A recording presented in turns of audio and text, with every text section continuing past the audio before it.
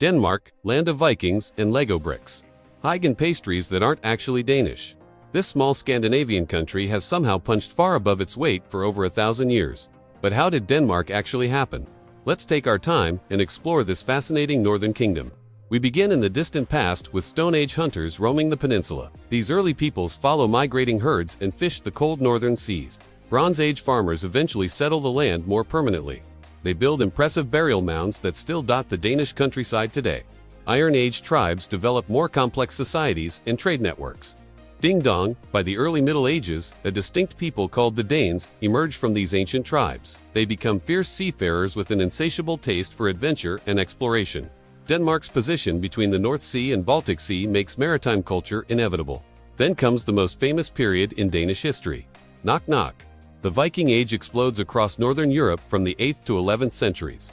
Longboats sail out regularly from Denmark's many harbors and inlets. These aren't just random pirates, though popular culture often portrays them that way. Danish Vikings raid monasteries across Britain and Ireland, gathering enormous wealth from these undefended religious sites. They also trade extensively in silver, amber, and furs throughout Europe and beyond. Many Vikings settle permanently in England, Ireland, and northern France, establishing lasting communities. They don't simply pillage and disappear. They build sophisticated kingdoms that last for generations. England even gets a powerful Danish king named Cnut the Great, who rules effectively for nearly 20 years. For a brief but glorious time, Denmark controls a genuine North Sea empire, stretching from Greenland to the Baltic. But even the Viking Age eventually fades as Europe becomes more organized and defensive. Around 1000 CE, Denmark undergoes a fundamental transformation by converting to Christianity. Ancient pagan temples get replaced by stone churches. Tribal shamans give way to Christian bishops and priests. Kings like Harald Bluetooth, yes, the very same Harald your phone's Bluetooth technology is named after, begin centralizing royal power more effectively. Denmark gradually becomes an integrated part of medieval European civilization, though it retains its distinctive Scandinavian character and maritime traditions. During the Middle Ages, Denmark experiences its greatest territorial expansion and political influence. The kingdom grows steadily through strategic marriages, military conquest, and diplomatic maneuvering. Danish nobles and merchants become wealthy and powerful throughout the region. Ding dong. By the 1300s, the remarkable Queen Margaret I creates something unprecedented. The Kalmar Union. This ambitious political arrangement unites Denmark, Norway, and Sweden under a single crown for the first time in history. Essentially, she creates a Nordic superstate that dominates Northern Europe.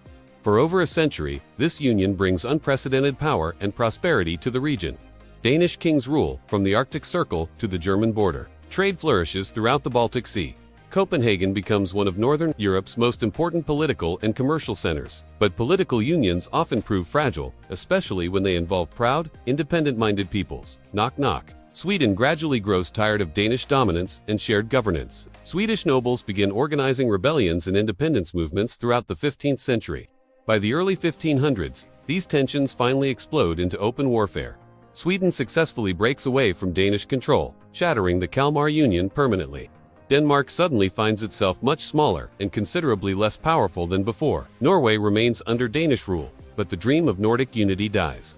The Protestant Reformation sweeps across northern Europe during this same period. King Christian III decisively converts Denmark to Lutheranism in the 1530s. Catholic monasteries get dissolved and their lands redistributed. Lutheran pastors replace Catholic priests in churches throughout the kingdom. This religious transformation strengthens royal power significantly. The monarchy gains control over church lands and religious appointments. Protestant theology, with its emphasis on individual conscience and scriptural authority, actually supports royal authority against both papal influence and noble independence. However, wars with Sweden continue almost constantly throughout this period. Sometimes Denmark wins important victories and regains lost territory. More often, unfortunately, Swedish military innovations and alliances prove superior. Sweden steadily rises as the dominant Scandinavian power, while Denmark's influence gradually declines. These military defeats forced Denmark to reconsider its role in European politics. The kingdom can no longer compete with major powers like France, Austria, or even Sweden. Danish leaders begin focusing more on internal development and overseas expansion rather than European territorial conquest. Despite its relatively small size, 17th-century Denmark still harbors impressive global ambitions. The kingdom begins building overseas colonies in the Caribbean, West Africa, and India. Danish merchants established trading posts and plantations from the Gold Coast to the Virgin Islands. Ding dong, tiny Denmark somehow acquires its own slice of the lucrative global trade networks. Danish ships carry sugar, spices, and slaves across the Atlantic. Copenhagen merchants grow wealthy from colonial profits, though this wealth never approaches the massive fortunes of Spanish, Dutch, or British colonial empires. Danish colonies in the Caribbean produce sugar using enslaved African labor. Trading posts on the African coast facilitate this brutal human trafficking. Indian settlements focus on spices and textiles. While these ventures prove profitable for some Danish merchants, they remain relatively minor compared to other European colonial empires. The late 18th and early 19th centuries bring devastating challenges to Denmark's international position. The Napoleonic Wars proved particularly disastrous for small, neutral countries like Denmark. European great powers repeatedly forced smaller nations to choose sides in conflicts they would prefer to avoid. In 1807, the British Navy launches a preemptive attack on Copenhagen, fearing that Napoleon might seize the powerful Danish fleet. The bombardment destroys much of the city and kills hundreds of civilians. This unprovoked attack pushes Denmark into Napoleon's arms, a decision that proves catastrophic. When Napoleon finally loses at Waterloo, Denmark finds itself on the wrong side of European politics. The victorious Allies forced Denmark to surrender Norway to Sweden in 1814 as punishment for supporting Napoleon. Losing Norway represents a crushing blow to Danish pride and territorial integrity. Knock knock. The 1860s bring even worse disasters. In 1864, Prussia and Austria jointly attacked Denmark over the disputed duchies of Schleswig and Holstein. Despite heroic resistance, Denmark loses decisively and must surrender nearly a third of its total territory to the German powers. This military catastrophe forces a complete reassessment of Danish national strategy. The kingdom finally abandons any dreams of becoming a major European power. Instead, Danish leaders decide to focus on becoming small, stable, and smart rather than large and militarily powerful.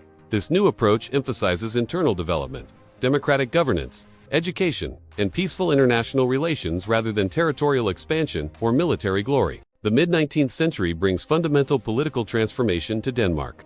Growing democratic movements demand constitutional government and popular representation. The absolute monarchy that has ruled for centuries faces increasing pressure for reform from merchants, intellectuals, and ordinary citizens. In 1849, King Frederick VII voluntarily adopts a new constitution that establishes Denmark as a constitutional monarchy. Ding dong! The age of modern Danish democracy officially begins. Parliament gains real legislative power, though the monarchy retains significant ceremonial and executive functions. This peaceful transition to democracy proves remarkably successful and durable. Denmark avoids the violent revolutions that plague many other European countries during this turbulent period. Danish democratic institutions mature gradually through practical experience rather than revolutionary upheaval. World War I tests Denmark's new commitment to neutrality and peaceful international relations. The kingdom successfully stays out of the devastating conflict that destroys much of Europe. This wise decision allows Denmark to avoid the massive casualties and economic destruction that other nations suffer. World War II proves much more challenging for Danish neutrality. In April 1940, Nazi Germany launches a surprise invasion of Denmark and Norway. Knock knock, German forces overwhelm Danish defenses within hours. The government reluctantly agrees to cooperation rather than face complete destruction. However, Danish resistance grows steadily throughout the occupation period.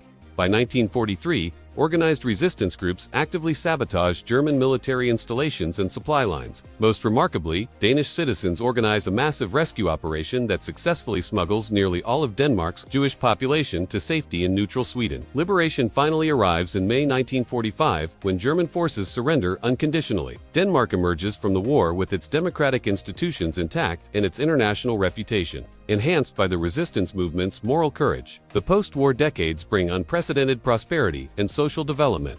Denmark joins NATO for security and later the European Union for economic cooperation. The welfare state expands dramatically, providing universal healthcare, education, and social services. Modern Denmark becomes famous worldwide for several distinctive contributions. Lego blocks, invented in 1932, become the world's most beloved toy. Hans Christian Andersen's fairy tales enchant generations of children globally. The concept of hygge spreads internationally as people seek Danish-style contentment and coziness. Today's Denmark represents a remarkable success story. Small country, enormous global impact through innovation, design, diplomacy, and sustainable development. By Favel.